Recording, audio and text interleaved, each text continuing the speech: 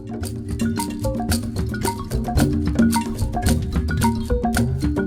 pastors. We're back. So last time we left off with 2 Samuel. We saw the rise of David in his kingdom, and then because of his sin, we saw his failure as well. That was followed by a series of troubling events in his household.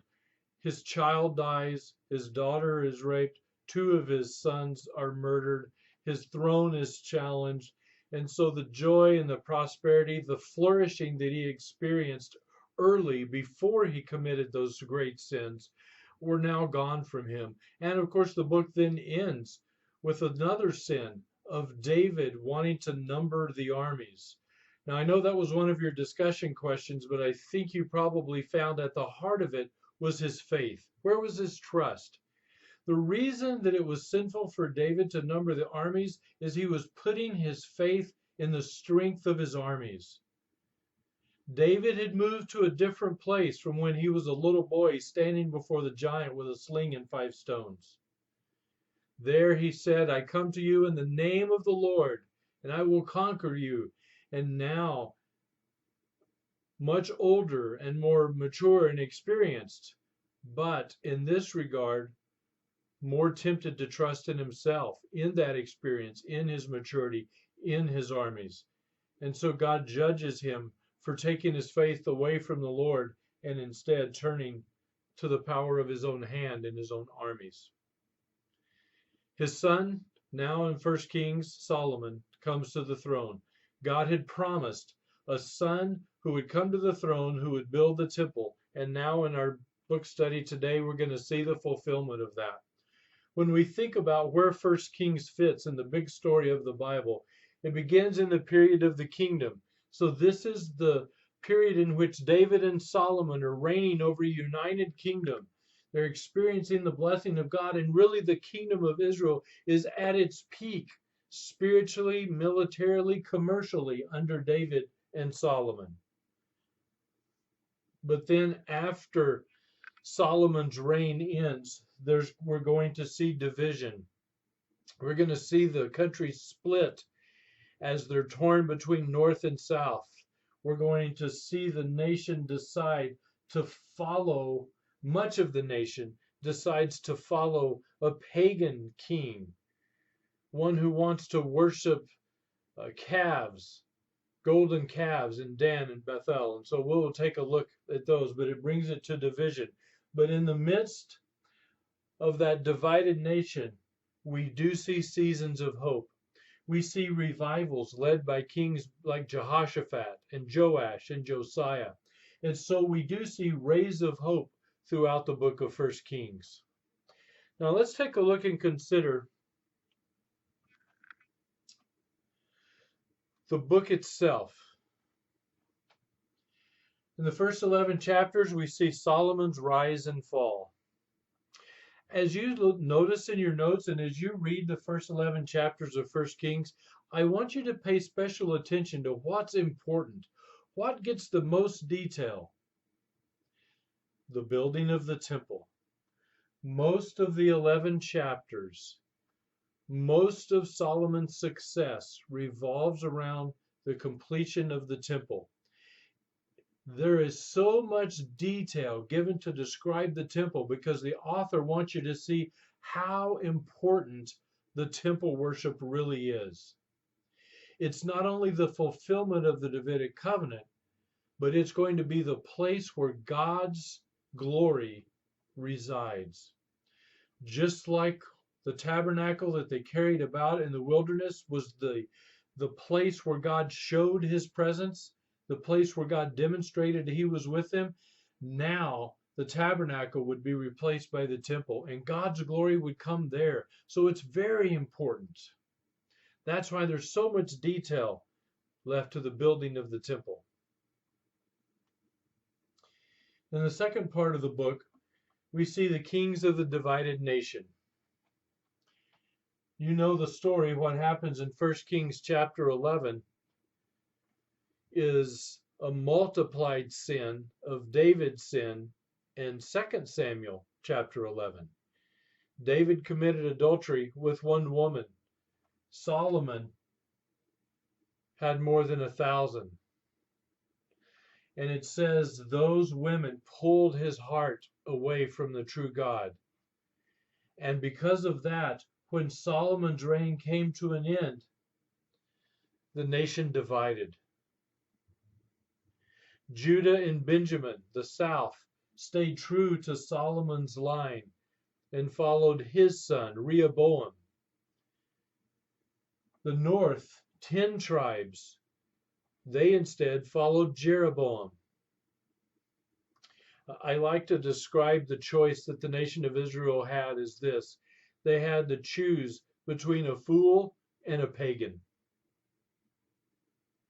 Rehoboam, Solomon's son, decided that he would take a time of prosperity in the nation and he would turn that into a time of brutality and raise taxes and crush the people even more instead of allowing them to enjoy the prosperity God had given them.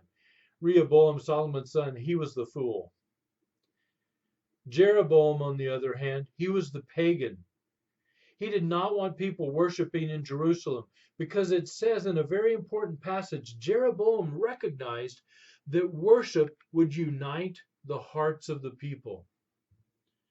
Proper worship would unite the hearts of the people. So what Jeroboam does instead is he builds rival temples, rival altars, one in Dan, the very far north of the country, and one in Bethel, just north of Jerusalem. In both of those places, he built golden calves. He went back to the original sin of Aaron and the children of Israel in the wilderness. And he defied the God of Israel. In fact, his sin, his idolatry was so grievous that if someone followed in a great idolatry, the Old Testament says this phrase, they followed after the sin of Jeroboam. His sin was so awful in turning God's people away that his sin became a phrase, became a figure of speech for great sin, the sin of Jeroboam. And in these chapters, what we find is a chronological description, summary of each of the kings in the north and each of the kings in the south. Now remember, the most important event that happened in chapters 1 through 11 was the building of the temple. That prepares us because when we begin to look at the kings of the divided nation, they are judged by one standard. Did they bring the people to the worship of God, or did they take the people away from the temple? Did they follow in the ways of David, the model devoted worshiper, or did they follow in the ways of Jeroboam? Every king in these lists is evaluated by one of two phrases. He did what was right in the eyes of the Lord, or he did what was evil in the eyes of the Lord. A king that did what was right in the eyes of the Lord destroyed the pagan high places around the country and brought people back to the Jerusalem temple to worship rightly. The kings who did evil in the eyes of the Lord neglected the temple and built high places and pagan altars and drew the people away.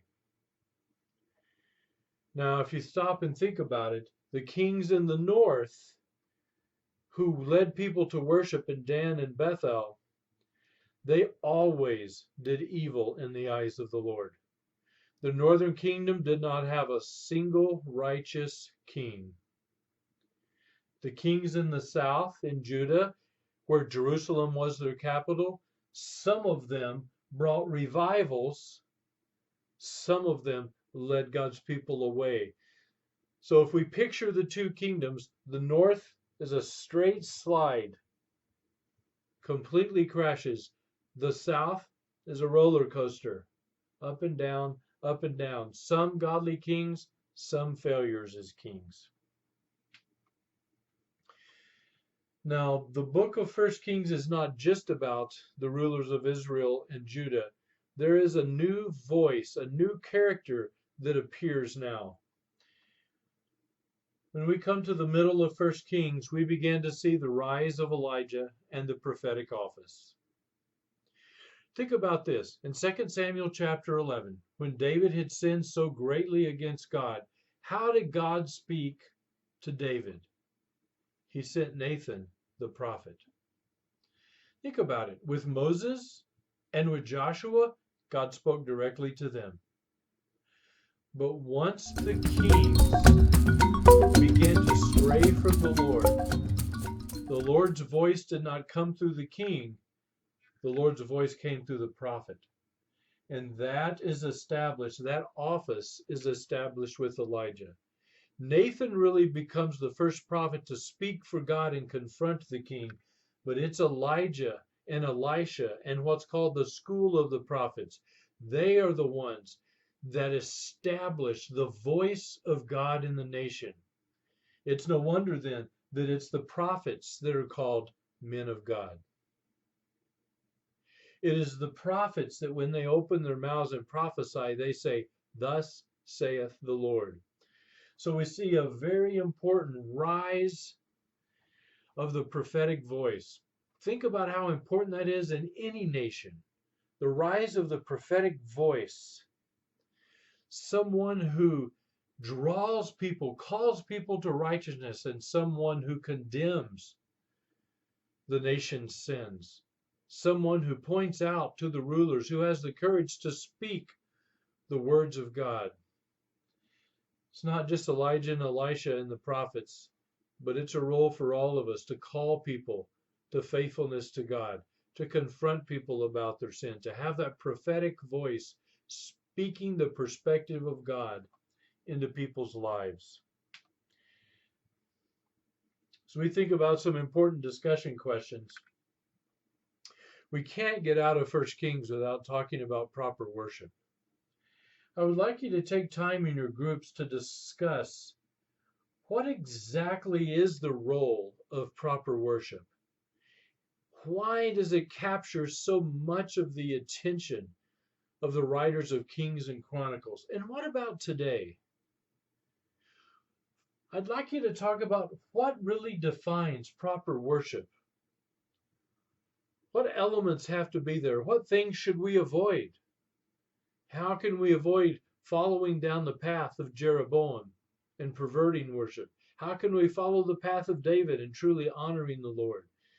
And so it's important to talk about what's the central role. How can worship be unifying in our churches as it could be in the nation of Israel and Judah? So I'd like you to talk about the central role of worship in 1 Kings. And then we have one other discussion question. It's a fascinating question that would be good for us to talk about and scratch our heads and think about. I want you to read Deuteronomy 17, verses 16 and 17. So it's a section of the law about the king of Israel, what was required and expected of the king of Israel. Then I want you to read 1 Kings, and I have a series of passages, chapter 10, verses 14 and 15, chapters 10, verses 26 and 29, and then chapter 1, verse 11. You're going to see the passage in Deuteronomy talk about gold, horses, and wives. And then you're going to see in each of these passages talk about gold, horses, and wives.